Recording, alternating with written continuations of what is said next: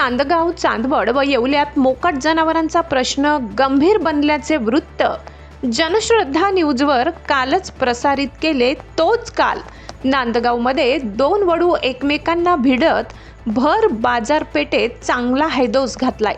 त्यांच्या झुंजीत भाजीपाल्यासह इतर दुकानांची नासधूस झाली। भर बाजारपेठेत ऐन गर्दीच्या वेळी वडूच्या झुंजीमुळे नागरिकांमध्ये भीती निर्माण झाली होती। तब्बल 1 तास झुंज सुरू होती। काही तरुणांनी लाठ्या काठ्यांचा मारा करून झुंज सोडविल्यानंतर दोन्ही वडू धावत सुटले। त्यामुळे नागरिकांची एकच पळापळ झाली।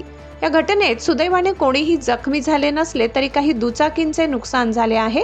वडूच्या झुंजीमुळे मोकाट जनावरांचा प्रश्न ऐरणीवर आला असून पालिका प्रशासनाने मोकाट जनावरांचा बंदोबस्त करण्याची मागणी केली जात आहे।